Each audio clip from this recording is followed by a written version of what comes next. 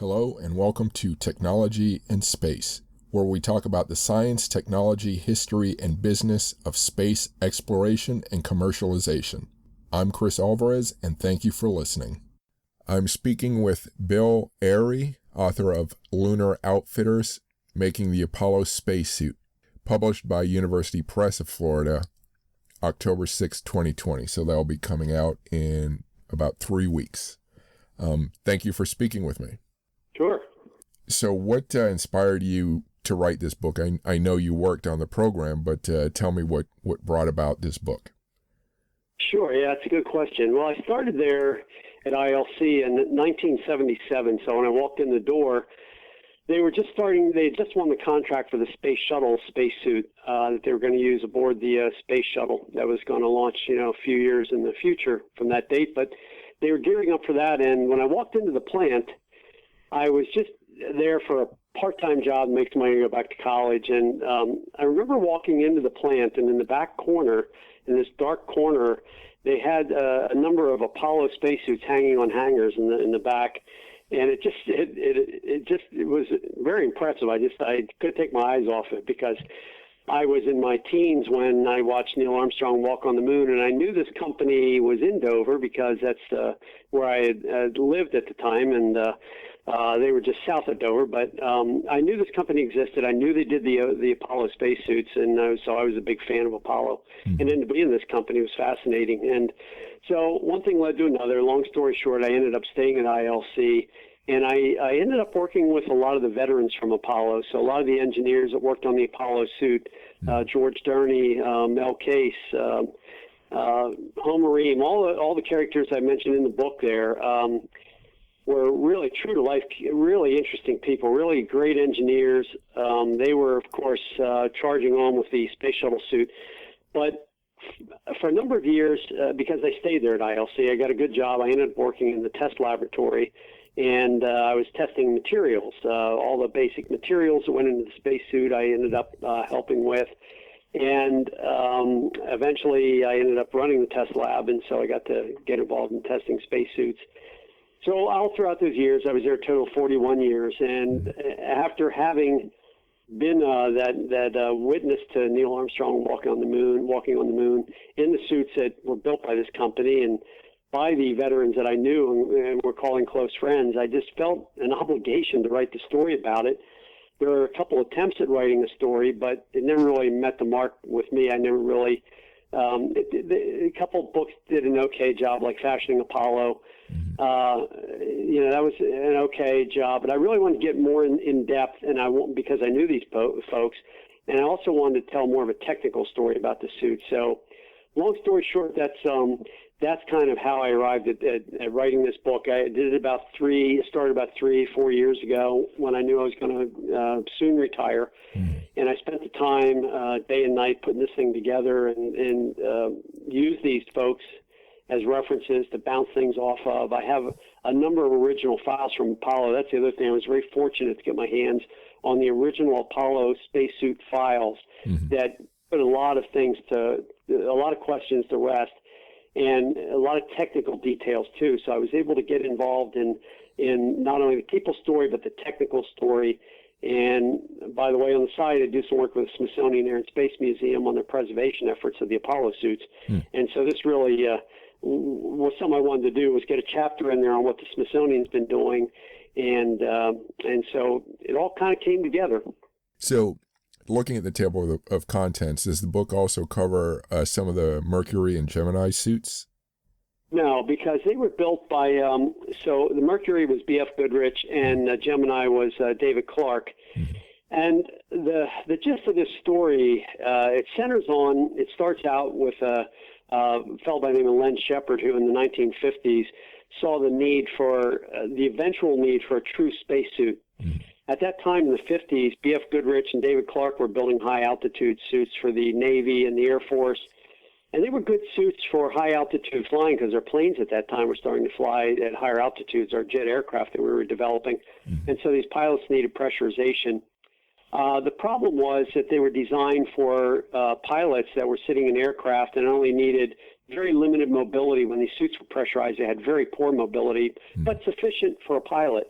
Len Shepard looked at the designs that were out there, and from the get-go, from 1952, when he started this project of building a first true spacesuit, he did it because he felt that America at some point would need to have a true spacesuit. So from the early 50s, he set his sights on just building a spacesuit. I call the David Clark suits for Mercury, or for Gemini, and the B.F. Goodrich suits for Mercury. Those are really what I call pressure suits. Some people call them spacesuits, and you can because they went into space. But the Mercury suits were never used for an extravehicular activity. They were just used in case an astronaut ever lost pressure aboard the capsule. The suits would inflate and give them pressure. Same with Gemini. The only difference on Gemini was you had a number of astronauts that did practice spacewalking, starting with Ed White, to see what it would, to learn from it, because that's what Gemini was all about, was to learn how to function in space, docking and spacewalking, so that when we got to Apollo, we could figure out all the things we needed to figure out and fix.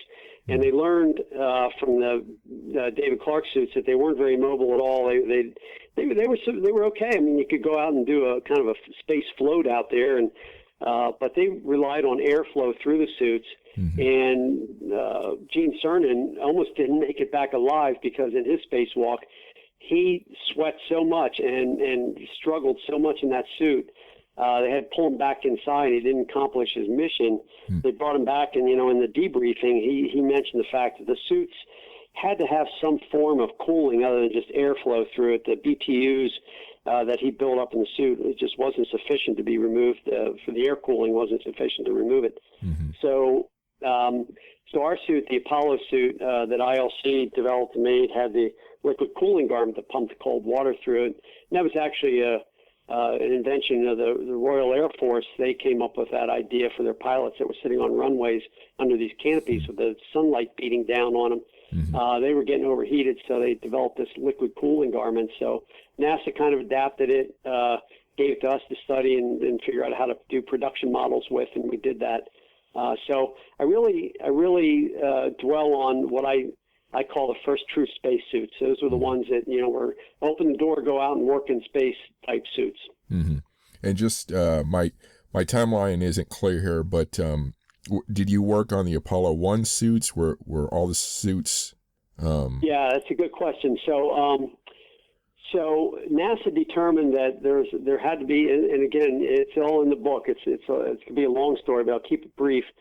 The early parts of Apollo, ILC had won the contract in 1965 to be a sole contractor on the Apollo suits, but we had a long way to go to develop it, and NASA knew that, and they wanted to give us time. So what they thought they'd do is break it up into what they call Block 1 and Block 2 missions. So Block 1 would be all the Apollo missions from Apollo 1 through Apollo 10, where we would get to the moon but not land on the moon. And so they figured that they would use the David Clark suits, the old Gemini suits, because they would just be used on board the capsules, and that would be it. Maybe some lunar module work, but not landing on the moon, but just practicing, things like that. And they had the confidence in the David Clark suits to just call that the Block 1 mission suits. That would give ILC time to develop the true moon suits to be used for Apollo 11 and the following missions that would land on the moon. So that was Block 2. And the crew that was on board Apollo 1, Grissom, White, and Chaffee, when the capsule caught fire and killed those three astronauts, they were wearing the David Clark suits because they were the Block 1 mission, so they were going to use the David Clark suit. And what was learned from that was that, of course, number one, the capsule door opened in, and that wouldn't allow them to get out because of pressure on board with the fire going on that couldn't open the door. So NASA said, well, in the review boards, they said, well, of course, we have to have these doors open outward. The other thing is, how much time would it take for an astronaut to get out of the capsule? And they figured it would take about 50 seconds. That's the best average they could come up with an astronaut opening the door outward, disconnecting hoses, and scrambling to get out. It would take about 50 seconds for the entire crew. So then the question was, what kind of material could be developed to keep them alive in a flaming, very hot capsule up to 1,000 degrees and allow them to get out? So At the time, NASA knew of a company, Owens Corning, who was developing a material called beta cloth. Mm-hmm. And beta cloth was something that Owens Corning came up with to be used in like hotels and for like drapes and things like that, where it could take very high temperatures and not catch fire and be fire resistant. So it was a woven fiberglass strand is what it was. And so we adapted that to the Apollo suits right after the Apollo 1 fire. And testing showed that it could take 1,200 degree Fahrenheit temperatures and get those astronauts out. So we began a real quick modification on those Apollo suits in 1967 to use this right after the fire, to use this beta cloth for the outer garment layer. And when that happened, NASA looked at it and said, well, because we have to modify these Apollo suits so much, we're going to drop the Block 1, Block 2 thing. And when Apollo starts from the very beginning, we're going to use the ILC suit. So they never used the David Clark suit. So our suits were used from the very beginning, and they used the from Apollo 7 missions when we first started, and we used the beta cloth on the outside. Mm-hmm. Okay. I'm speaking with Bill Ayrey, author of Lunar Outfitters, Making the Apollo Spacesuit. You can find more information about the book at the University Press of Florida website. If you like this podcast, Technology in Space, so far, please subscribe to it and rate it if you can. If you want more science, technology, and space history, please visit technologyinspace.com to sign up for my weekly newsletter and keep track of my latest posts. You can also find written interviews and my social media links there. You can find the links to my other podcasts at militaryhistorypodcast.com and fullcontactnerd.com. Now back to the podcast.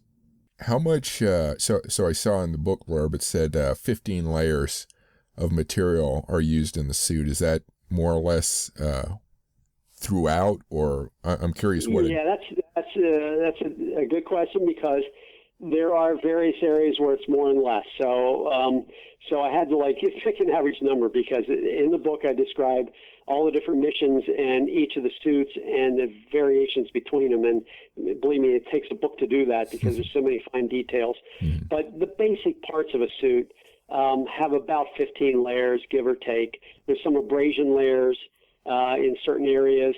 The gloves, maybe aren't as thick. There's not as many materials, so there's not as many layers. So it all varies depending on where you look at it in the suit. But, your basic suit starts with the liquid cooling garment, as I said. So if you're walking on the moon surface there, it can get very hot. You're working hard. The sun might be beating down on you, and so you need that liquid cooling garment to remove that body heat. Then you have the bladder layer that holds all the oxygen in the suit. Then a restraint layer that keeps the shape of the suit. Think of it like a tire. It has an inner tube, and it has the tire itself. The tire gives it the shape. The inner tube keeps the air from leaking out. So you have the bladder and then the restraint. The restraint was a nylon material that kept it from growing. It didn't stretch much. Outside of that, and that would be enough really to almost take a spacewalk in. You could go out and function in it. However, you have the solar radiation. You have micrometeorite penetration. There's all these things going on in space where you have to protect the outer layers of the suit. So we put a thermal micrometeorite garment on the outer layer, and that's where a lot of your layers are. And they're layers of aluminized mylar with some non-woven material in between as a spacer, so it doesn't conduct the temperatures through, because you have no convection. There's no air out in space, but you have to worry about conduction. So you have those various layers applied up in between the mylar. And then, of course, the outer layer of the beta cloth to protect against any possible fire on board on the launch pad like Apollo 1. And you had abrasion layers on that. So yeah, there's a lot of layers, and it all depends on where it is in the suit. So how did you go about finding the best materials for each layer? Was there constant testing and searches for this, or did you tend to work with? Yeah. So ILC's responsibility was to find materials to make the suit function, the bladder layers, the restraint layers, the TMG, thermal micrometeorite garment, called TMG, TMG layer, the outer coat there. But what we had to do was work hand in hand with NASA down to Johnson Space Center, and also they had a facility at White Sands, New Mexico. So they could take, like we would find the mylar, we would find the non-woven Dacron materials and all of the spacers, and build up the plies as we wanted them. And it might have been at NASA's urging to say, give me 7 layers of this and 8 layers of that, and we would send them little ply-up samples, and then they would put it in their testing facility for flammability. They would shoot little micrometeorite particles at high velocity at it. They would study it for radiation penetration, all those things, and we relied on their results and to determine whether or not we had the right makeup of material. So it was a constant communication between NASA and ILC about whether or not this would work.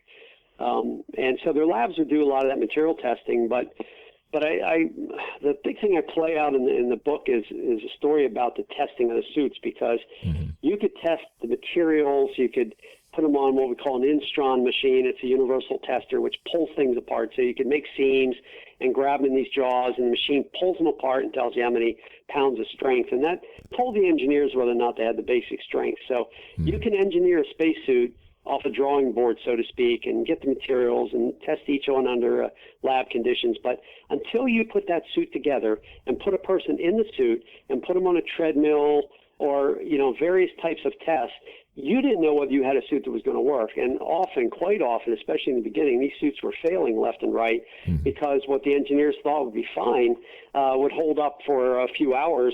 But if they were simulating what an astronaut might do on the moon, after an hour or two, there were restraint cables in there. There were these steel aircraft cables that gave it some structural support. And those cables were cutting through things. Of course, you're talking about a suit that's made up of fabric samples, fabric materials, and you have this cable. And if this cable is up against this soft material and you're walking on a treadmill repeatedly over and over and over, it's like a knife cutting through butter. After a while, it's just going to cut through it. So the engineers had to figure out ways to overcome these problems, and it took a number of years. It took a few years of development, from 65 till 68, 69 is when we really started nailing this suit down and getting it the way NASA and the astronauts felt comfortable with it.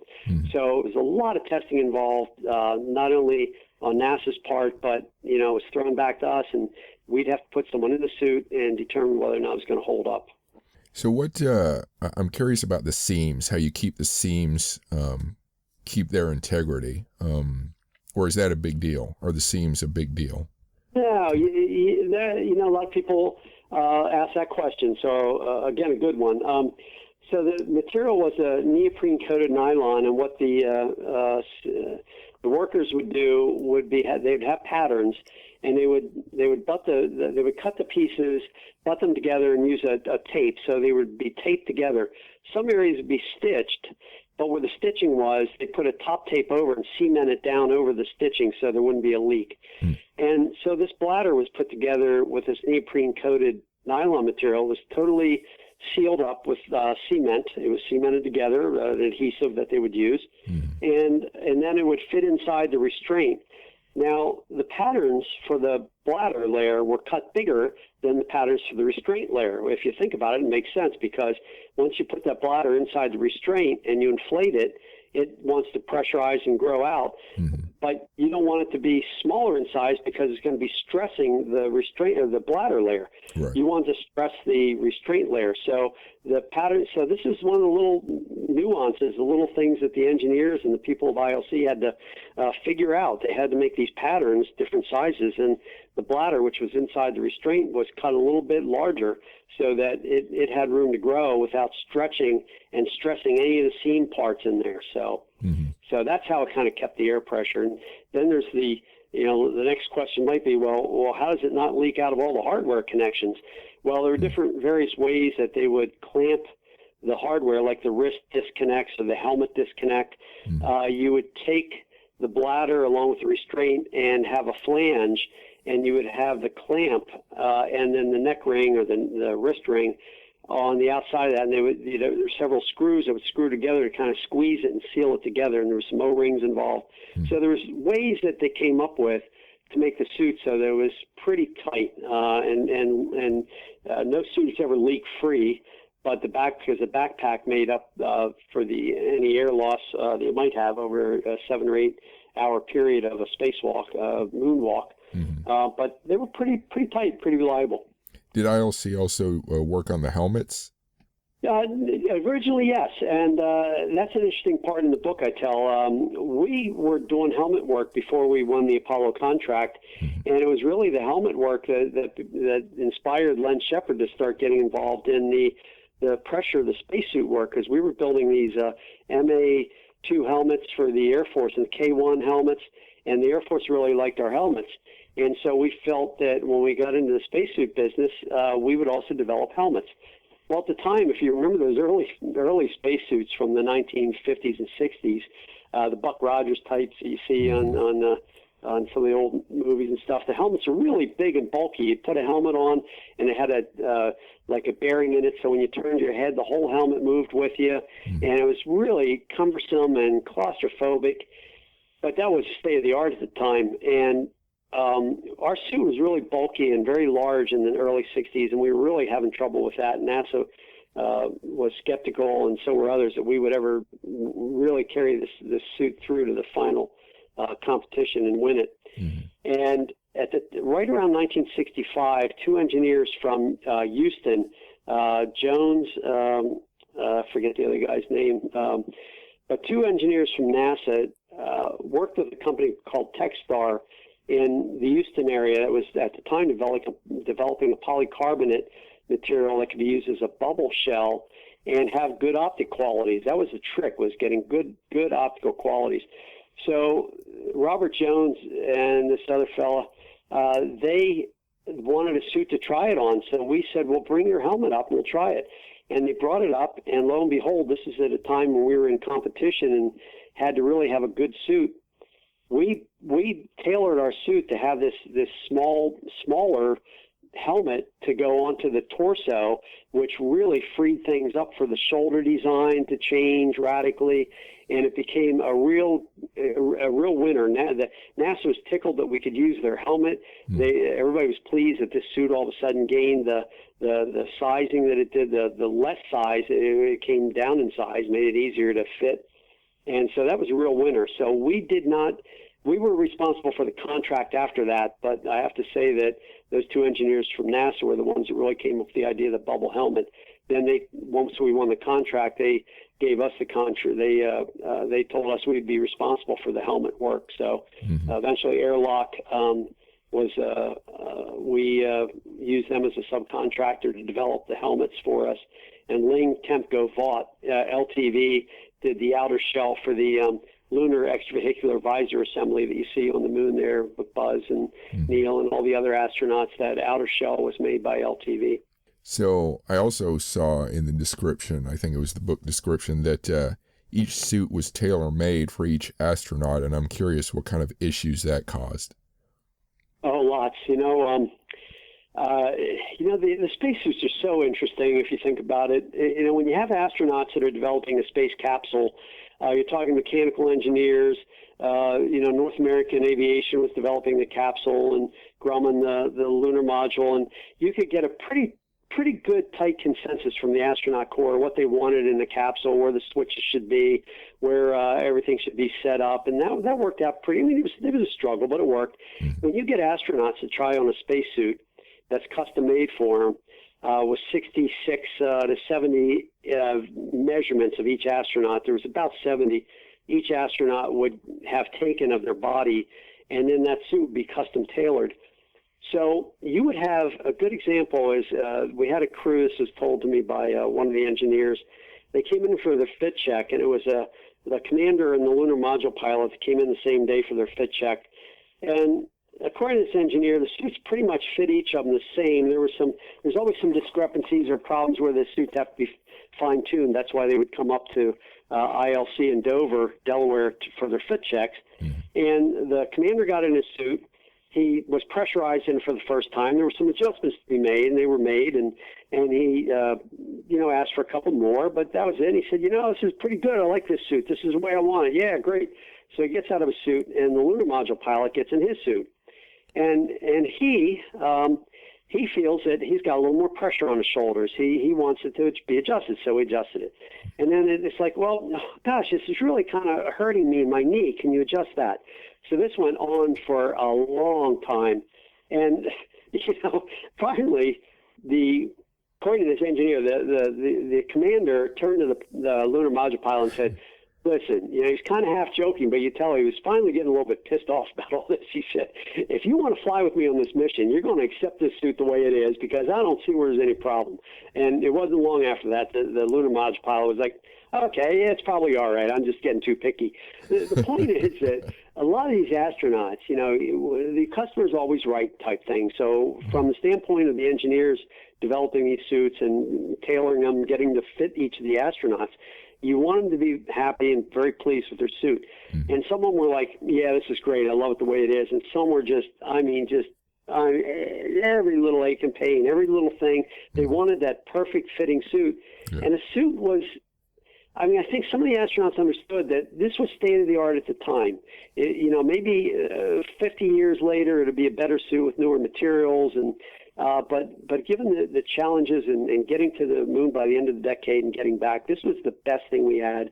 And they bought off on it. And like Gene Cernan, great guy. When it was all done to this, till the day he passed away, and I met Gene on a number of occasions, he would say, that was a great suit. He said, I love that suit. It fit me great. He said, no problems at all. And in debriefings, he would say, yeah, it's pinching my fingers a little bit. While some of the other astronauts were, I don't want to call them crybabies because they're American heroes to me, but a couple of them were really, it really hurt my fingernails, and this really hurt, and that hurt, and I'm sure it probably did. Mm-hmm. But that was a challenge of a spacesuit, and even to this day, it's still a challenge.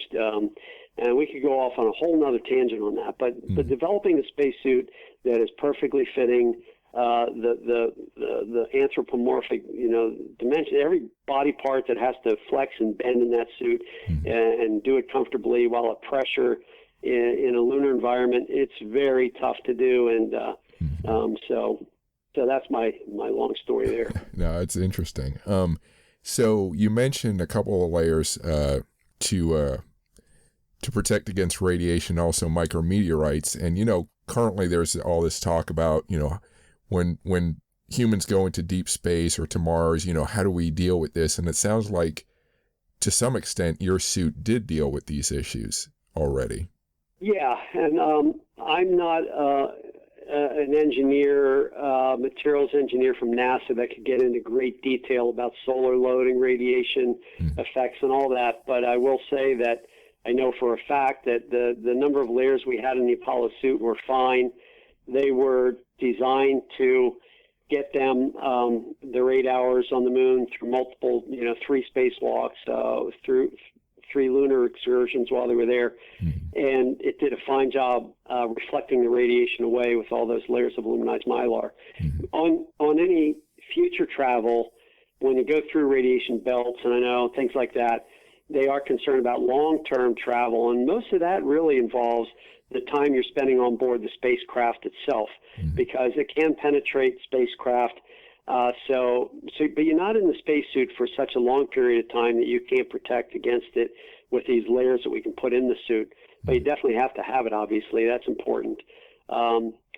So I would just say that the suits were designed, and even to this day are designed, developed to protect an astronaut for the length of time they're out there with zero issues. They carry radiation devices in their liquid cooling garment in a pocket there that's inside the suit, so they can be monitored after they get back. And again, I'm not privy to what the results are, but obviously there's been no issues because there's been no drive to change the design of the suit based on any of the results they get back.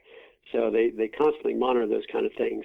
But again, I think the big thing that NASA has the challenge they have ahead of them is deep space travel, a long duration, protecting the spacecraft itself to protect the astronauts so that they ultimately don't have any issues. So I guess sort of the deeper into the weeds question I had then is, so with the various layers, especially the radiation and micrometeorite layers, do they break down over time?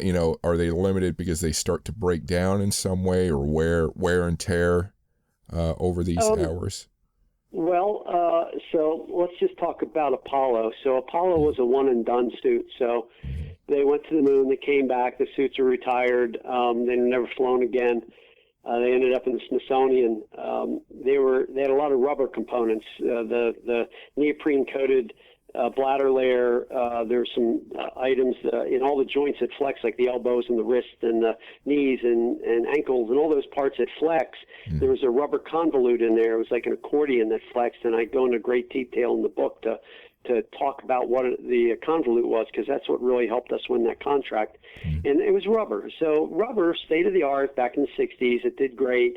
But we even found during some of those missions they were breaking down. It wasn't during a mission, but pre-mission they found on Apollo 14 there was a real problem, because right prior to the mission we found that there was a lot of rubber that was in one of the suits that was starting to decay prematurely. So that was a touch and go situation. But again, it was a one and done mission. The suits were used for one mission, brought back, and that was it. And they did a fine job. Nothing broke down in the suits. I do have a part in the suit. I'm talking about Apollo 12 and Alan Bean's suit. They took Alan Bean's suit apart because they didn't want to touch Buzz and Neil's suit. Apollo 11, Apollo 12, Pete Conrad, he was the first guy in Apollo 12. Well, poor Al Bean, he was like the fourth guy, and they thought, well, let's just take his suit, and they took it all apart and cut it up. So they took the outer layer of the suit, the TMG, and they took it to White Sands, and they took it apart and analyzed it. And I think they were trying to find out if there was any micrometeorite penetration, and I don't believe they were found any evidence of that. And even so, we're talking very, very fine particles, so you wouldn't even really see it. And it would only hit the outside, explode these small particles into finer particles, and they'd get slowed down by these layers and not penetrate the suit. But what they did find was the aluminized mylar had ripped and torn in places due to the flexing and the motion that Alan put into it when he was on the moon. So they learned something from that, and we had to build the patterns even a little bigger so that they weren't stressed. So we did learn something from that for the future missions. So Apollo, one and done. Now, when you get into the space shuttle era, and I'm not going to touch too much on that, but I will say that these suits nowadays are reusable. So you have we build sections. So there's leg sections, arm sections. Those sections are built to be reused, and so they're a neoprene-coated nylon bladder, so it has a very long shelf life, upwards of 10, 15 years, maybe longer. The hardware can go longer. And they get inspected very thoroughly. The gloves are a lot less because they get beat up pretty bad. If an astronaut does a spacewalk, they're going to use their hands, and they're really going to beat the gloves up pretty good. But they all get inspected. They can be inspected on board the space station, and there's checks and balances. They can reuse those parts over and over again, whereas during Apollo you couldn't do that. Mm-hmm. I'm speaking with Bill Ayrey, author of Lunar Outfitters Making the Apollo Spacesuit. You can find more information about the book at the University Press of Florida website. If you like this podcast, Technology in Space, so far, please subscribe to it and rate it if you can. If you want more science, technology, and space history, please visit technologyinspace.com to sign up for my weekly newsletter and keep track of my latest posts. You can also find written interviews and my social media links there. You can find the links to my other podcasts at militaryhistorypodcast.com and fullcontactnerd.com. Now back to the podcast. Do you know what part of the spacesuit caused the most problems for the engineers? Like what problem they had the most difficulty in solving? Yeah, that's a good question. It was from a high level view, it was mobility, trying to overcome, just improve mobility. So that was a challenge. So then the parts to develop of the suit were the restraint and the bladder part of the suit. The restraint that held all the loads, that nylon material with the cables. I mentioned the steel aircraft cables that were situated throughout the suit. And again, I go into detail in the suit about it. But they were strategically placed so that when an astronaut was walking, bending, stretching, using tools, all the loads that were in the suit, not only the pressure loads, because remember, they're in the vacuum of space, the suit's pressurized at almost 4 pounds per square inch, 3 3/4 pounds per square inch. And so the pressure load plus what we call the man load, where you're loading it by stretching the tool and doing this, that, and walking and all that, that really caused a lot of wear and tear. So those engineers had their hands full with designing the restraint and layer of the suit and how to take the loads and then repeatedly be able to, like say, walk on a treadmill over and over and over until you could eliminate, you could fine tune it so you found out where the failures might occur and then fix it. And interesting point is that we would take these rubber convolutes, these sections, and put them on a machine and put caps on either end, like take an elbow section and put a cap on each end, pressurize it, and then flex it over and over and over again. And it would go, hundreds of thousands of cycles. It would go all day long and no problem. As soon as you put it into a suit and put someone in the suit and you started flexing it, it wouldn't go, it would start failing a very short period of time. Yeah.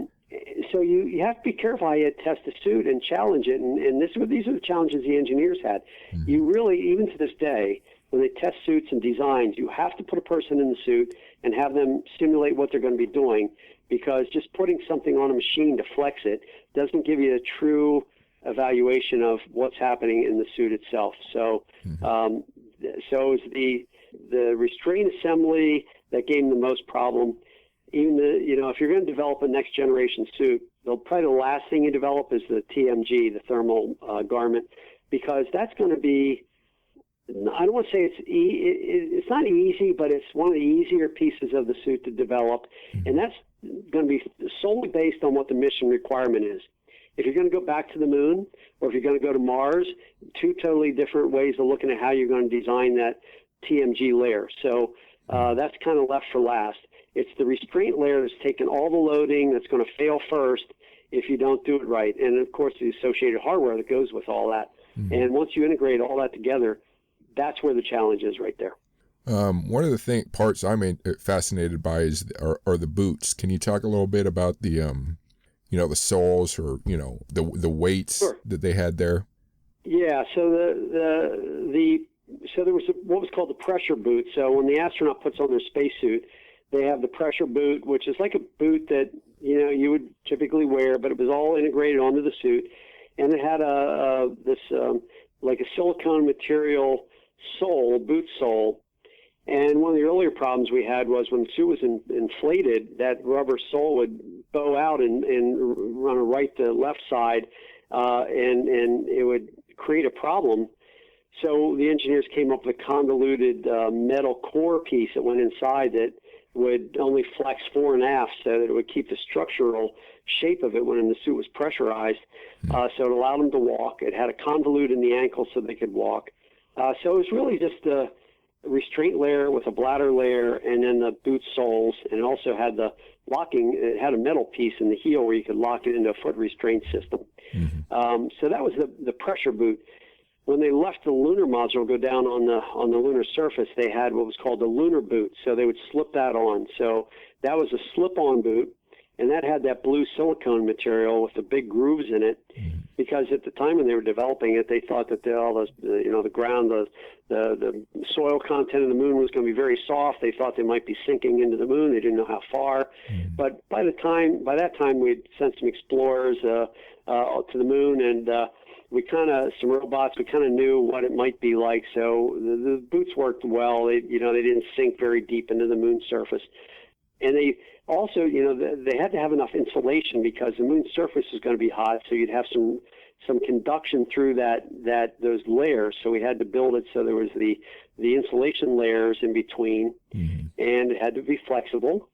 And it had that silver material. If you look at a lunar boot, you'll see some silver material. Now, silver material is also on the gloves, and that was called Chrome-LR. It was a chromium steel material that was woven chromium steel, and that had to be like puncture-proof. It was steel. and it was woven in this material. And in 1968, that 1 yard of that material cost up to $3,000. So do the math on that. It's like that was just a mind blow. They used to lock that material up in a vault and only bring it out when they had to cut the patterns for the boots and the gloves. But they were worried that if they rubbed the boot against a sharp rock, it could penetrate through the boot and cause a leak. So we wrapped that chrome LR material around the outside of the boot. So that's that silver material. So how many inches would it be between the bottom of an astronaut's foot and the bottom of the boot? Oh boy, that's a good question. At a rough guess, I would say with the sole and the layers of material and then the sole of the pressure boot, you're probably talking about a good 2 inches, 1.5 inches, maybe 2 inches, possibly somewhere in there. Okay. What would you say, what would most people be most surprised by hearing about the suit, like some element of it or some design? That's a good question. I have so many different things in the book that I think people find of interest that they wouldn't have guessed or known about.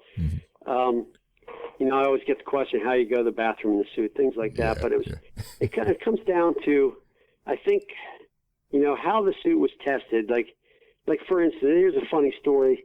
A good friend of mine, Richard Ellis, he's since passed away many years ago, but he was a model maker, and he was the guy who they put in the suit to demonstrate the mobility of the suit. He was what they called a suit subject who would get in and demonstrate, and he was really good at it.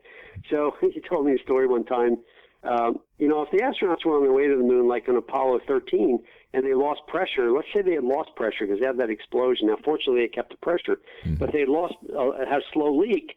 They would have had to get in their suit, and they would have had to stay in that suit pressurized till they got to the moon, turned around, and came back to Earth. And so the suit had to be designed for 113 hours of nonstop wear.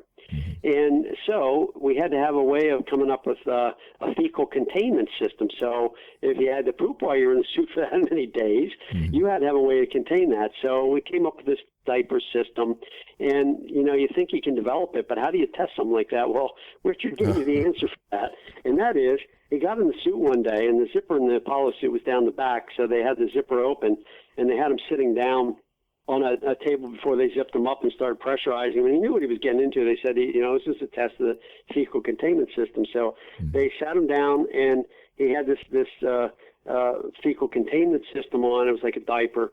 And they made him lean forward with the zipper open, and they took and pulled his diaper thing out, and they took a can of cat food that was mixed with a certain percentage of water to simulate what it could be, and they dumped it down in the diaper. They closed it up, zipped them up, pressurized the suit, and told them to work in the suit for like 4 hours. Just to make sure it stayed within the suit and didn't leak, within the containment system and didn't leak out. And he said it was the nastiest test he'd ever run. And so it's just silly little things like that. I think as far as surprises or things that people find of interest, it's all going to depend on the reader. Some people are very knowledgeable suits, and they're just going to find, I think, some of the little details of it, the different serial numbers and how they got switched around and how they were modified and various details of the suits I think will find of interest. You're going to have a lot of readers, hopefully, who don't know anything about a spacesuit, and they're just interested in hearing the story. And when they get into it, they're going to say, oh, I never would have guessed that. I wouldn't have thought that that's how you design a suit. I wouldn't have thought that there'd be challenges in developing a suit this way, and why a suit would fail and how it would fail, and the way you overcome those challenges, like X-raying the suit for the needles that might have been left in it from the sewers. I think some people find the story interesting about I call them the little old ladies that did the sewing.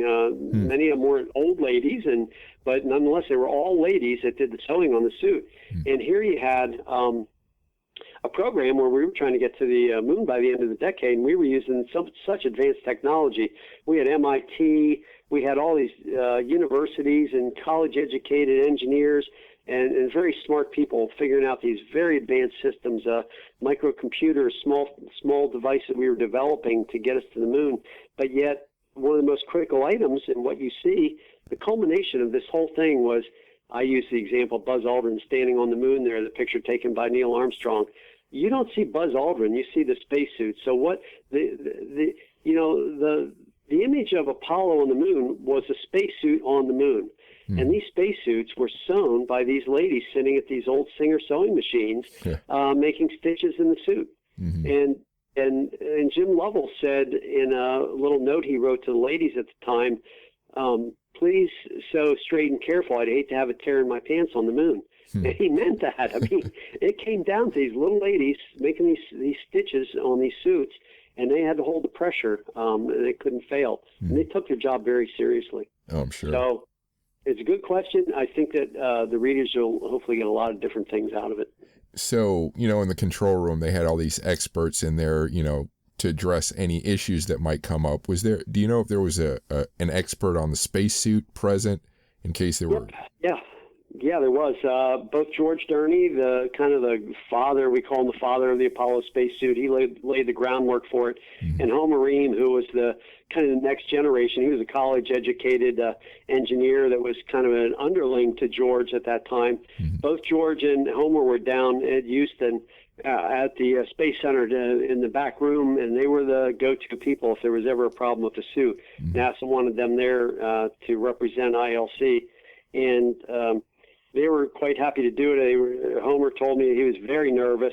He said George, who passed away a number of years ago, and he was a tough cookie. He wouldn't tell you he was nervous. And Homer said he was probably very nervous, but you couldn't tell.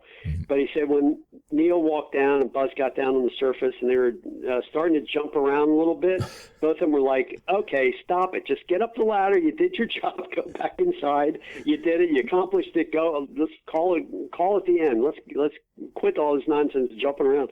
They were just nervous because as Homer said, you could, and I've said it, you could test the suit all different ways. You can put it on a treadmill, you can put it in a vacuum chamber, you can do it on a KC-135 where they fly the parabolas and kind of simulate a 1/6 gravity, and you can do all these things with the suit. But the only true test of that spacesuit was the day that they opened that hatch and walked down on the moon, because that was when it all came together. That's where you have the vacuum, you have the temperature, you have solar, you have the 1/6G, you have everything going. That's what the suit was designed for. And that was the only time you could ever test it, in one shot like that. So that was where it became a real challenging day for both Homer and George, was watching that Apollo 11 mission. Any stories related to when they pulled out that little lightweight golf club? No. I touch on it, I think, in the book, but, there's nothing to be concerned about at that point. It was farther into the Apollo missions. The suit would definitely take that. A swinging of a golf club was no problem at all. And so that was no different than probably some of the tools they were using, some of the motions they were going through. I had one of the astronauts several years ago, Charlie Duke, and I think it was Dave Scott. I was talking to him about the suits, and he just smiled. He said, have you watched us falling down, jumping and falling on the moon? He said, it was one of those things where he said, I got so comfortable in that suit, I had no concern at all about that suit failing. He said, if I jumped and I was hopping around and I tripped and I fell, he said, I had no concern. My concern, I think it was Charlie Duke that told me when he fell, if you watch one of the videos of his moonwalk, as he's falling, he flips over because he said, my concern was landing on the backpack, the primary life support system, which is built by Hamilton Standard. If I had fallen on that, it's kind of a fiberglass shell, and it could have done some damage. And he said that was my main concern. I didn't want to break that. He said I was rolling over to fall on the suit because he said I had no concern that the suit was going to fail. He said I was totally confident in it. So that was really good to hear. I was very happy to hear him say that. Yeah, a true testament to the workmanship. Yeah, they really, at that point, I think, if you put yourself in their place and you've never been in a suit, and let's say it was one of the first early suits, like maybe Apollo 7, and you were, of course, they weren't doing a spacewalk, but still, you're in the suit, and it's never really been tried. You'd be pretty ginger with that suit. You wouldn't want to be breaking things because you don't know, but being an astronaut, you've probably spent a lot of time in it already training, and you've probably been close to the office there at Houston, knowing where the weaknesses are in the suit, and seeing the correspondences and seeing how things are being fixed and how ILC was addressing the issues. And if you had the confidence in it, then it just slowly build up. You build up that confidence to the point where by Apollo 15, 16, 17, they were just there's no problem at all. And even in Apollo 11 and onward, I think they were very comfortable in the suits. Mm-hmm. Do you recall, were you told about the security for the suits? Like, I can imagine maybe the Soviets trying to, get some ideas of what was going on. Yeah. The whole Apollo program, I think, had a real.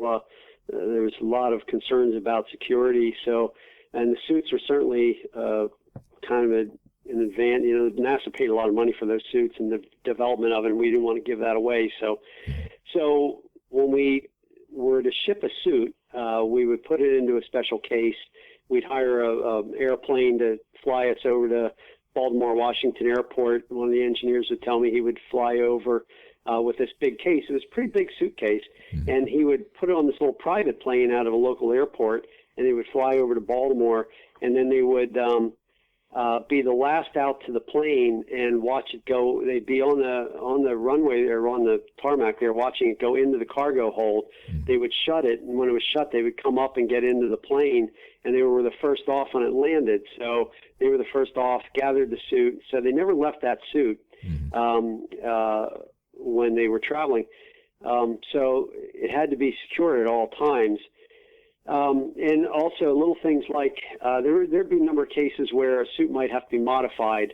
There was an issue maybe with some bad rubber, as I said earlier. The lot of rubber that we had used from one production run was deemed to not be acceptable. So on one of the Apollo missions, we had to take both the flight suits and the backup suits and modify them with new rubber convolutes. They had to be flown from the Kennedy Space Center up to Dover, but you could never fly both of those suits at the same time, because if something happened, if there was a plane crash with one of the suits, you'd always have to have the other suit on another plane. You couldn't put them both on one aircraft. So those are kind of one of the security things as far as mission requirements went.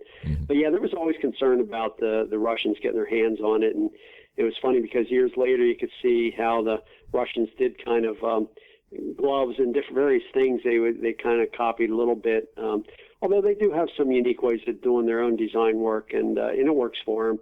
But yeah, it was pretty top secret back then. So the ILC building itself, it was pretty secure, I imagine. Yeah, they had a security guard, and it was pretty tough to get in there. So yeah, absolutely. So you mentioned some of the sources you used for your research, the interviews and having worked there. Were there any other interesting maybe artifacts or documentary evidence or something that you used?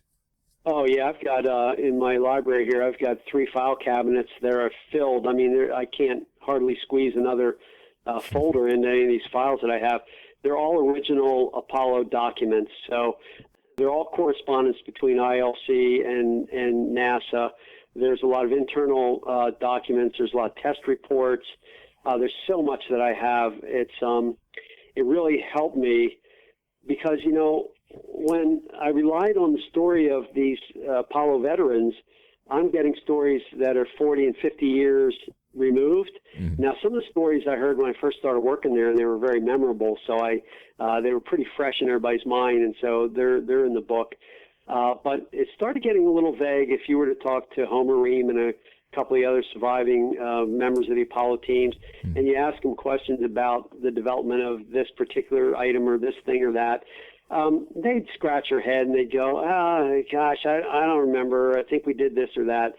And so it might have given me some help in framing, the big picture of what happened. But I would go through all these files that I had, and at one time or another, I would come across the answer to the question I was looking for, and it pegged it right to the day. I mean, it was a memo written maybe on that day of a failure that happened, and here's what we're going to do to fix it. There were some status reports for the week, and it would say, during this week, here's what we did. We had this failure, and here's what we did to fix it, and so I came across a lot of that. So that was really helpful, and without that, this book wouldn't have this book wouldn't be nearly as meaningful. That's why I'm proud of the fact that in the back there's all the reference notes. I think I lost count, 7 or 8 pages of notes that I have that all have references to it, and I'm proud of that because it means that, I got this data from real world memos and documents that were done at the time, and so it was very helpful. Mm-hmm. Now this, I don't know if this is a rumor, some kind of rumor, or if there's any truth to it, but I think were the astronauts, was it planned for them to carry sidearms in case when they return, they might have been, captured by the Soviets? Was there anything to that? No, I'm not aware of that. Now, I'm the spacesuit guy. There's definitely no pockets for a gun, I can tell you that. Yeah. If they were on board, I've never heard that. I've never heard that they carried anything. So, no, their survival kit, I think, had a machete in it in case they landed in a jungle zone or something like that. But I think at the time, even though that we were always in competition, especially early on with the Soviets, I think that the feeling probably would have been if we had come down in their territory, they would have helped us out and rescued them. And I don't know that they would have. We weren't going to shoot them because they were trying to help us. So I think it would have been I could see them looking at that and within a minute saying, no, that's not a good idea. Mm-hmm. And so would the suits have been tested at all for, again, I guess they would have gotten out of the suits once they returned. There would be no need for, difficult terrain testing or anything like that. No. The only issue we worried about on Earth here with the suits was a water egress where you're going into the water, because the suits were worn for launch. Mm-hmm. They were worn for critical parts of the mission where they were doing where they were rendezvous, where they were connecting with the lunar module, and when they were going down to the moon. Anytime there's a critical part of the mission where they were disconnecting or connecting spacecraft, they had their suits on and ready to pressurize. Didn't even mean they were pressurized at the time. So the only times they were really pressurized was when they did their lunar walk. And near the end of the missions, early on, they wanted to wear the suits for splashdown. So for reentry and splashdown, they wanted to have the suits on. Somewhere in the middle, and I couldn't quite peg which mission it was. I know toward the end, certainly by maybe 15, 16, I know by 17. But they did not even wear their suits for reentry, which surprised me a little bit because I know some astronauts, some Russians, cosmonauts were killed when their spacecraft lost pressure on reentry. So I was surprised to see that we didn't have our astronauts in our suits. But early on, they were concerned about the astronauts having to bail out into the water when they landed in the ocean. So we had a neck dam that we built that was a device it was a rubber dam that would pull over your head and it would lock into the neck ring where the helmet would go. Yeah. And so it would keep water from flooding down into the suit because that's how Gus Grissom almost didn't survive on his Gemini mission, where he had the door sprung open and the capsule started sinking and he had to jump out in the water, and water started flooding into a suit. And with the weight of all that, it would have taken him to the bottom, and they just rescued him in just a nick of time. So we developed this neck dam that would keep that from happening, but that was it. There was no other survival thing we had to worry about with the suit.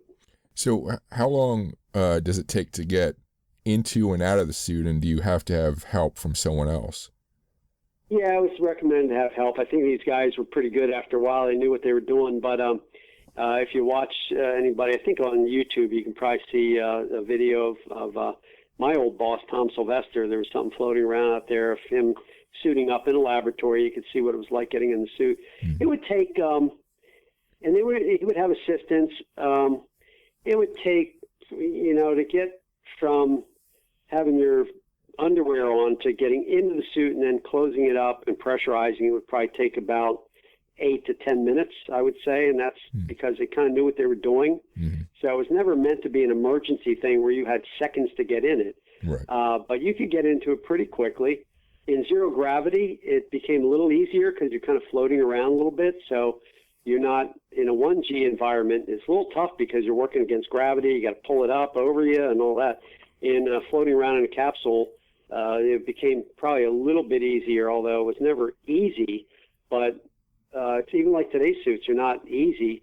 to get in. They're a little easier to get out of, but to get into them, if you know what you're doing, it's pretty easy. It's painless. It's almost effortless.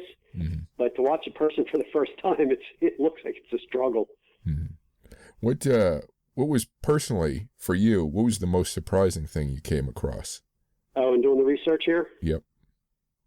Probably a few of the models I didn't know existed in the development stage.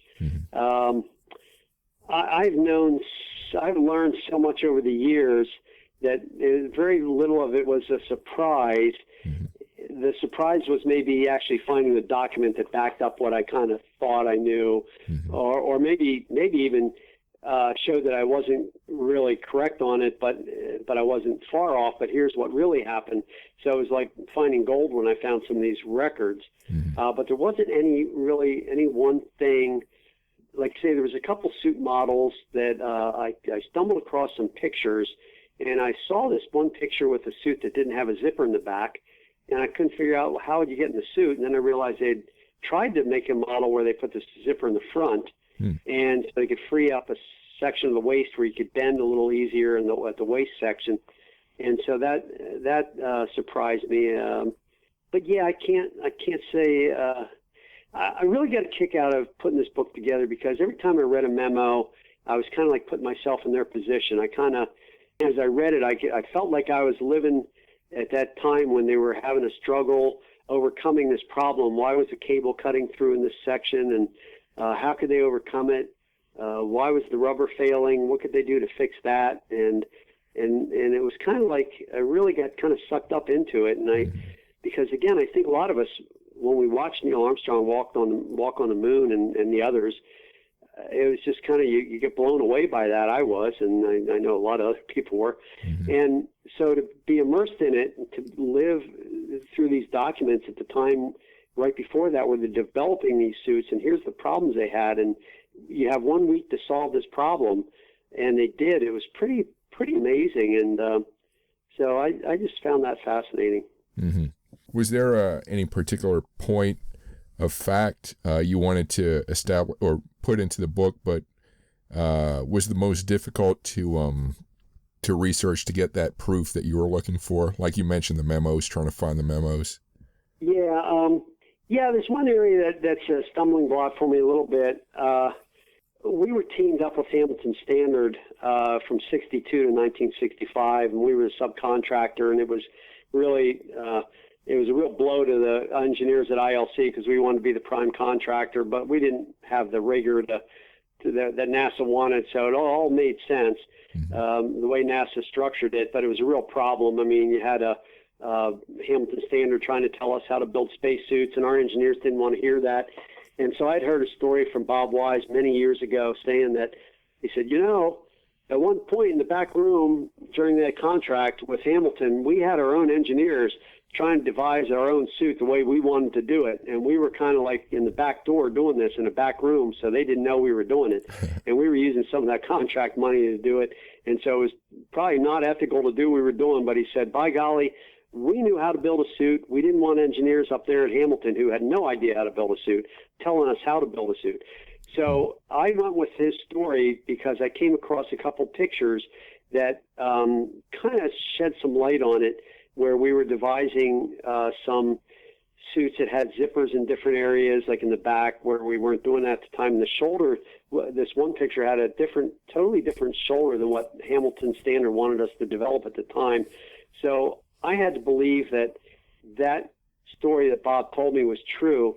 And so one of the only survivors that might have been of help was Homer Ream. And he couldn't recall. He said, I don't remember that, but he said, I'm not going to discount the fact that it didn't really happen. So that was kind of a tricky area for me, and it's not a crucial part of the, I didn't put it in the book to sway minds and make it a big point of the book. It was just an interesting point, and I think that it probably did happen because I know these guys. I know the Egos. I know George and Mel and Bob Wise, and they were probably feeling pretty put out by the fact that Hamilton was trying to tell us how to build a suit, and we didn't want to hear that because what they were trying to tell us to do was use methods that were good for aerospace and aircraft design, but not necessarily for spacesuits. But that's just the way their engineers thought. And we didn't think that way. And in the end, we prevailed, but it took a long time to get there. So we were in this, I could see where they'd be in a back room developing a suit that they liked. And they would, if things weren't going well at the time with that suit design that Hamilton wanted. So I could see where they would think, well, we'll go put this together and take a little trip down to Houston and knock on the door of our customer down there one day and say, look, we kind of did this on the side. What do you think? And maybe win some favor with NASA to say, oh, well, you guys really do know what you're doing. So I could see it happening, but it's really an interesting story. The dynamics of how that contract all played out is kind of a David and Goliath, and in the end, ILC came out on top, but they had a long way to go because, we were just a small organization that didn't have any configuration management, systems engineering, quality kind of sucked. We didn't have a good quality group at the time. Mm-hmm. And so we had to build up all that. So when we won it again in 1965, NASA said, okay, we learned our lesson. We're not going to make a team with anybody. You're going to be the prime contractor on the suit, but you got to get your act together and figure out how to do all that. And we did. It took a couple years before we learned configuration management. We learned configuration management and systems engineering and quality, but we got there eventually, and we made a very good product. But this was all new at the time. There were engineers at NASA that admitted that when they were hired out of college in the early 60s to do this great Apollo project, one of them was thrown on the Apollo contract and said, you're going to be in charge of the spacesuits and learn about spacesuits. And he said, what is a spacesuit? And they didn't know. And it was like, you're going to learn. We don't really know what all the requirements of a spacesuit are. So no one knew. So how big was ILC at this time, like roundabout personnel size? Oh, gosh, when we first won the contract, we might have had 5 engineers and a handful of sewers, probably not many quality people. I'm sure they didn't have any configuration management or systems engineering. No one knew what that was. If you'd asked George Sterney what a systems engineer was, he wouldn't have had a clue. Configuration management was so important because if you designed a suit and it fit right and it was using all the right materials, the right seams were in it, and everything was just right, you better, by golly, be able to build another suit just like it. And if you can't, then they didn't want a suit from us. So the configuration management was very, very important. It said that if you develop a suit, and that's a suit they want because of all what I just covered, all the testing, everything that wrung out, all the problems of that suit, and you figure out what you want, you better build another suit just like it, and all the suits that follow it better be exactly that way. Mm-hmm. But if you make a change to that third suit because something failed or they didn't like something with that third suit, the fourth suit, you better control that configuration. It better be right for the next ones after that. Mm-hmm. So that was something that no one at ILC understood. So by the time we got up to 1968, 69, at the height of the program, we had almost 900. Well, I think we had over 900 employees. Mm-hmm. So it grew by leaps and bounds. Mm-hmm. Nice. So I know that this kind of book maybe doesn't lend itself to this sort of question, but was there anything you came across that had a strong emotional impact on you? Oh, there's so much of it. I can't pinpoint one particular thing. I go back to what I said earlier.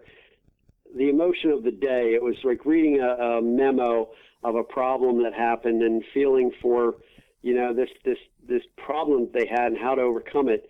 I think the overall, when I sit back and I read through the book, because I just got a copy of the book the other day, and I was sitting out back reading, my wife was like, are you reading your book again? Because after everything I've gone through to do all the cleanup of it and all the readings and all the, you write the book and then you're going to sit there and read the book. Well, I really enjoyed it.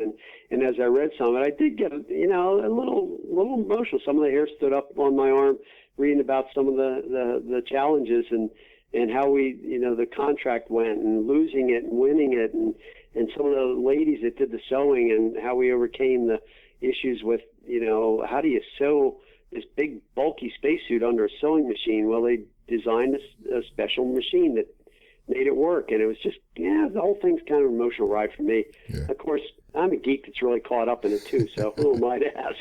Hey, no, that's good stuff. So apart from, filling the historical gap and providing these details, what do you hope the reader will take away from the book?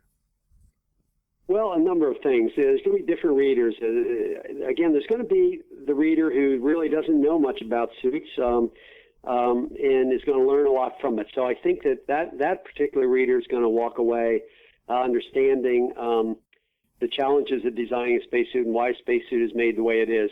You're going to have readers that kind of know what the spacesuit is, but they didn't know the challenges ILC faced and this small company and all the other contractors too that were involved as far as the suit goes, and including Hamilton and how they'd won it and then lost it, and what the challenges were there and the challenges for NASA.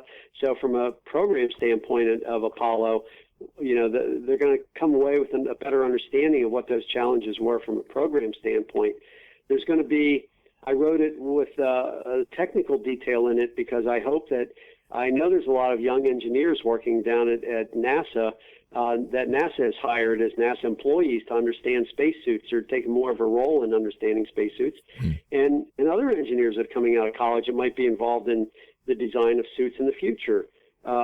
I would like them to understand the history because, face it, anything, like if you're into cars, let's say you like modern cars, you want to go buy a Corvette today, you're probably going to want to know about the history, or you will know about the history of the Corvette if you're a Corvette fan, or you like cars, you want to know about the history of it. Same with today's spacesuits or future spacesuits. Where did it start? Well, it started in Apollo, and here's the story. So I hope those people get something out of it. I put a section there on the Smithsonian because there's a whole group of people that are doing a fine job at the Air and Space Museum trying to preserve these relics. If I think it's pretty emotional for a lot of people to go to the Air and Space Museum. It's the most, I want to say it's the most visited museum in the world. It was at one point. The numbers may be up and down. I don't know who would challenge it, but and when they go to the Air and Space Museum, one of the things that they go to see is the spacesuit and Neil Armstrong suit, which, by the way, is back on display after it was taken off because for a number of years they found that the suit needed a lot of work, needed to be preserved better. They need to have better understanding of how to preserve it. And so I hope the reader gets some understanding of how delicate, even though you think a suit's very robust, it had to save humans on the moon and keep them alive, well, it's still a very 50 years later, this suit is basically falling apart inside because it's got the old rubber in it. And so how do you preserve it? And the Smithsonian's doing a good job on that, and I have a chapter on that. So there's multiple levels depending on who the reader is, and I can see a reader reading that first section of how ILC overcame challenges. The people that are into sewing, there's a world out there that's very much into the seamstress work, what they did, the sewing, the dynamics of all that. And I get that question a lot, and you're going to read up a lot about that and those challenges. So I cover that in pretty good detail too. It's 422 pages. So yeah, I'm sure there's plenty of information. Yeah, I could see where someone would pick it up and read through the first half of the book when it starts getting more technical about this model suit versus that model suit. I could see him kind of leafing through it. So I didn't write it for someone to, it's not a Stephen King novel. You read it from front to back to understand the whole thing. It's kind of like the true space nut will read it from front to back and enjoy the whole thing. The technical person will skim through the front. I think they'll find it interesting and really enjoy the technical part of it. And the people who are interested in the sewing and the challenges and the contract part of it will read the front part, and maybe not so much the other part. So yeah, a little bit for everybody. Do you think, is there sort of a space suit design gap, information or knowledge gap from like the end of the shuttle missions to, sort of nowadays, Well, so, yeah, I've been pretty involved in that because I started there with the space shuttle era, we designed the suit for the space shuttle. And the problem there was that spacesuits aren't cheap. And a lot of it's in the backpack primary life support system built by Hamilton Sunstrand, United Technologies. And they're getting down on the amount they have now. They don't build them anymore, so NASA just has to maintain what they have. The problem is that the cost to the program, especially throughout shuttle, was so high. And the suits were so good I mean, they were good, and they fulfilled all the mission requirements. So NASA never put money back into the suit design and development. They did at times. They gave us some money to do a 8-pound per square inch suit, a higher operating pressure suit. But we built one suit, and then they feed us some money here and there to do little changes. But it was so expensive to do a wholesale change to a spacesuit that NASA never did that. They were happy with what they had. So the downside of that is, it's like you develop a car, and it's a 1958 Chevy, and you like the Chevy so much because it keeps running. It's like Cuba. You know how they keep their old cars running? Yeah. It's kind of like NASA. They keep the suits running because they like it. It works. It's okay, and they just haven't put the money into it. Now they're coming to a reckoning where they realize that these suits can't keep holding up. They got to have a new design using new state-of-the-art materials. So we have a division at ILC that's down in Houston that works right out of the back door of the Space Center down there that helps the engineers. We try to help them as much as we can in fostering a good relationship. We develop parts for them. They do have a bigger, when I retired last year, and I don't keep up as like I used to, but so this is Bill Ayrey speaking from a little perspective of the past, but I think I'm close to this. They have new engineers coming into NASA who they want to start taking control of spacesuit design. They want to start figuring out how the next generation suit's going to look.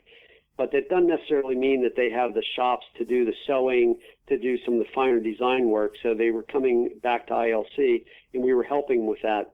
At the same time, we developed our own suit. ILC invested money in developing an advanced suit that we could say to NASA, look, we already have an advanced suit. How do you like this suit?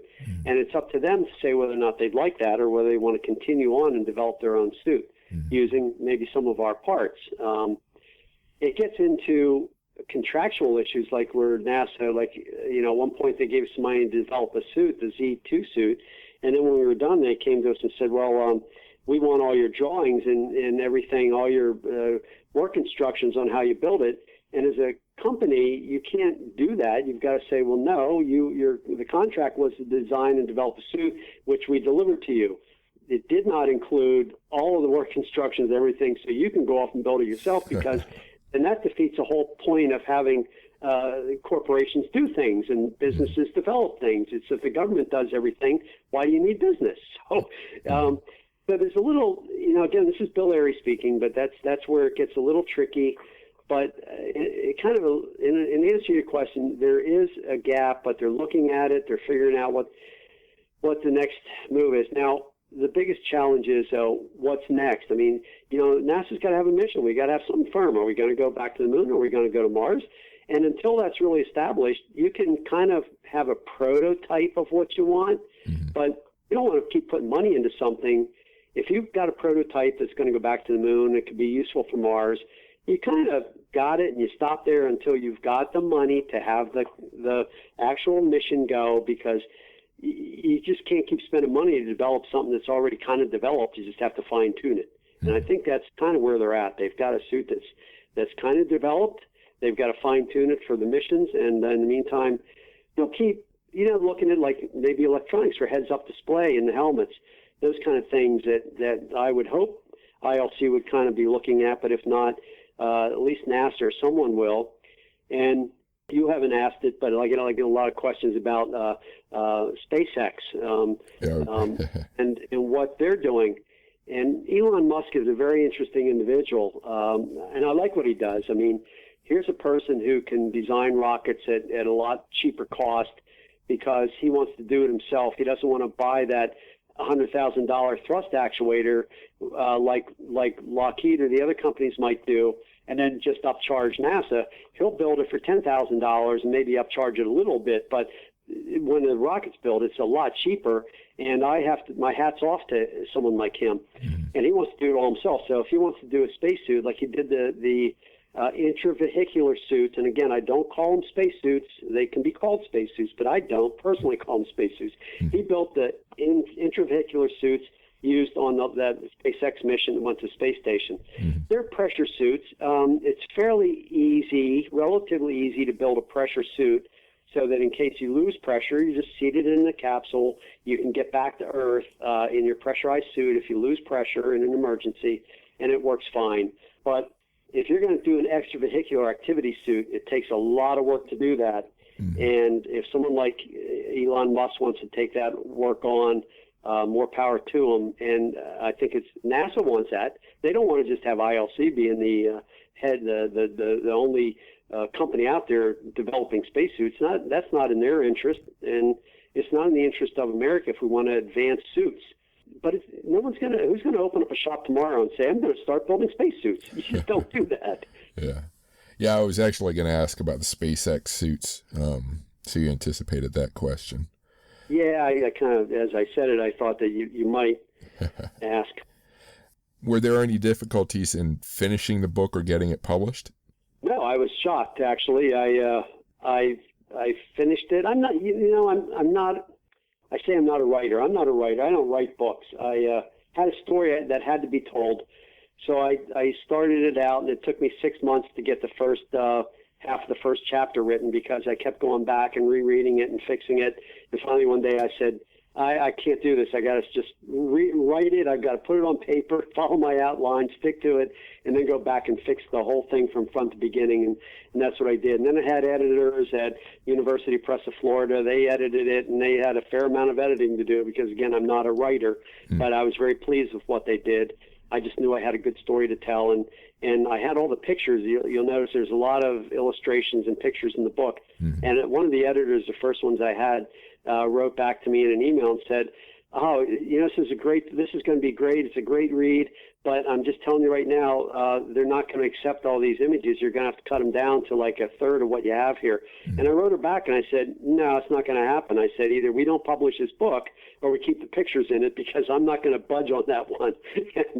And sure enough, they kept them in. I wrote back like maybe the next day to the person that was kind of in charge down in Florida there, and I said, "Listen," I said, "I might get a little pushback here, but I'm telling you right now, these are critical to the book."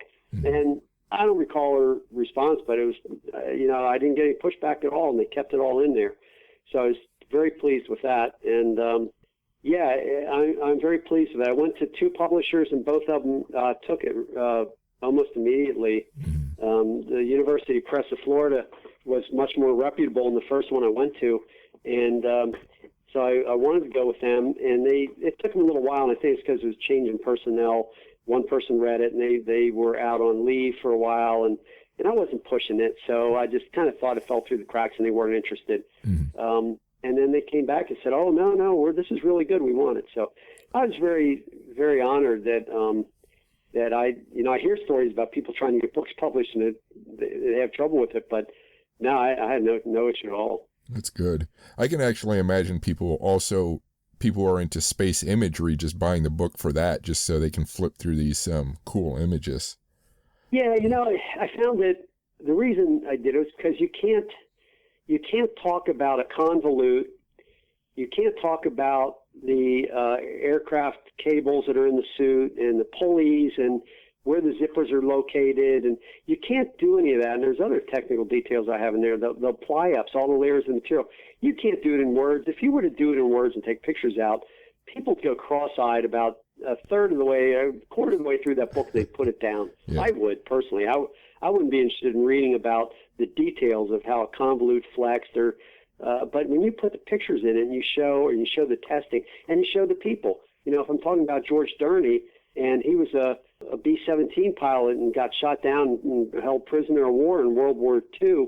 And he's a character. George Durney, that's a story in itself. And I wanted pictures of George in there. I wanted you to see what he looked like. He was a hard guy, tough guy to deal with, but that's because where he came from. And I wanted you to, and I had those pictures. I had him there with his air crew next to his B-17. I wanted those pictures. So yeah, it just had to happen in my mind, and I'm glad and the quality of the book is pretty good. Good. So even though you're not a writer, do you have another writing project in mind associated with this? I'd love to tell a story about the space shuttle suit and the current station suit, but the problem is there's these ITAR requirements that government doesn't allow. If it's something that's in production now and the government's paying for it, they're not going to be too pleased if you go out and write the book on how it's all done, and probably nor would ILC. So that, unfortunately, maybe someday I can do that, and then possibly can, because the station's going to come to an end at some point, and they're going to, whatever the next missions are, and hopefully they're going to have something to follow on to. It should be using a new generation suit. So maybe I thought about going over to Smithsonian and working with them, Kathy Lewis over there and Lisa Young, and researching the gloves they have in their collection, just doing a kind of a picture book on spacesuit gloves. Gloves have come a long way over the development. From the beginning, the Mercury gloves had little little lights on the fingertips when John Glenn flew. And there's just little things that some people find. So then it gets into the nuances of directing this toward people who find little parts of spacesuits interesting, like the gloves or glove designs and things. And so I thought that might be of interest. So maybe, I'm not sure. I wanted to tell this story because I worked with them for 41 years, lived Apollo throughout those years because of the history of it. And I just wanted to, and because these people were my friends and close friends and I'd known for years, I wanted to tell their story, and that was what it was all about. So, so now that's my primary thing. And if something else falls out of this in the future, yeah, it'd be great. I think I learned a lot from it. I kind of miss it. I did enjoy writing it. It kind of, I felt it kind of kept your brain sharp because you're using your brain a lot as you're writing. So it was definitely good.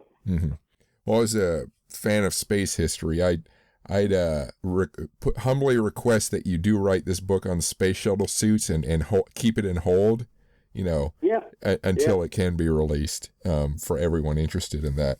And you're right. To your point, I could definitely start gathering the information together and telling that story. There's interesting things like one of the things that people might find of interest is that when I started working there, the Apollo program was over. They were using rubber in the suits and materials that were state of the art in the 60s. Now you're getting in the late 70s and 80s. This new material, and you might have heard of it, it's called Kevlar. Well, that was new. DuPont had come out with that in the 70s, and I can remember running material testing. The engineers, Bob Wise and those guys, are developing this new shuttle suit, and they thought the greatest thing, since sliced bread was this new material called Kevlar, and they wanted to make the restraint out of Kevlar because it wouldn't stretch and it was going to be a really tough material. So we started testing it, and I remember taking this material in strips and bending it in the middle. I'd flex it, and I'd flex it back and forth, and just like a piece of metal, I'd put it in the machine and I'd tensile test it, and the tensile value fell by a great amount, more than half the tensile value, because Kevlar can't be flexed and hold strength. And they didn't know that at the time, but we were in the midst of developing this space shuttle suit that was going to be made out of Kevlar. And so that was like just a little tidbit of where we started on the next generation suit. They were off and running on developing suits made out of this Kevlar material, and it just Kevlar is great for like bulletproof vests. It's got very good reasons to use it in different applications, but definitely not in something structural where it could be flexed back and forth like in a spacesuit. Interesting. Yeah, these are things that I would love to have recorded for all time. Yeah. Well, to your point, I may look into that. I'm digesting this book right now. I'm still reading it, and I'm going to enjoy that, and maybe it's a good start for a winter project. And, as a podcaster, I'd say, if nothing else, just sit down with the recorder and start recording your thoughts. So, Yep. So I'm really making a pitch to preserve this history, as you can tell. And that's good. I appreciate the people that appreciate the history, because that is exactly what I do. I think I was inspired so much in my work that I started back in the 1998 and 99 when I started going over to Smithsonian and helping them out. I started to get a better appreciation for preserving the history. And so, yeah, to your point, I think it is worthwhile doing. So, can people find you? Can people find you on the web? Do you have social media or website or anything? I've got to come up with something. I will do that. I have an email address, and I really haven't gotten in. I'm going to have to do that because I know there's going to be a lot of questions. There's going to be a lot of points.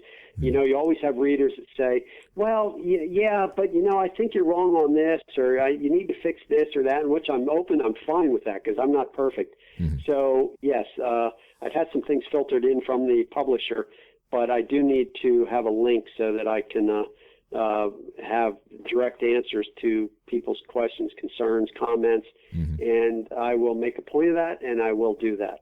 And I'll say just from my experience, I think writers do best with Twitter accounts. And I know a lot of people have negative things to say about it, but Twitter, I think, is the best way for authors to reach out to readers.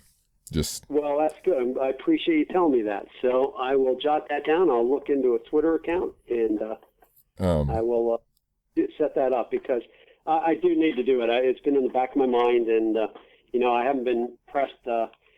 I've had one person from South Korea ask if it was going to be translated, and so that was filtered in through the publisher. But yeah, I will look into this. Cool. Well, that's all the questions and I'll also add, if anyone does have, interest in the book, you can always go to the University Press of Florida website and look up the book there, or on Amazon. It's on Amazon. Yes, it's on Amazon. It's also on Barnes & Noble, as I understand it. Mm-hmm. So that's all the questions I have. Do you have any final thoughts or words? No, I think you asked some excellent questions. I think I've covered just about everything. Just in summary, I would say I was pleased that when it was done, it addresses a lot of different people. It addresses historians. It addresses some, I think, engineers, aerospace engineers, spacesuit engineers will find of interest. People who are into the trade of like sewing and the challenges of how was a spacesuit made, just rudimentary stuff. You can get it out of the book. So it addresses a lot of different things, and I just hope people find it of interest, and I'm pleased with it overall. Again, it's not perfect. I'm going to fix any of the issues that are wrong with it, but it's a good start, and I think it'll serve history well. Oh yeah, I think it'll be an awesome read for anyone. So thanks very much for speaking with me. Well, thank you, Chris. A very good interview. I'd like to say I think you did a great job asking questions, and it's my pleasure. Thank you. Thank you. Thank you for listening. If you like this podcast, Technology in Space, please subscribe to it and rate it if you can. If you want more science, technology, and space history, please visit technologyinspace.com to sign up for my weekly newsletter to keep up with my latest posts. You can also find written interviews and my social media links there. Thanks for listening.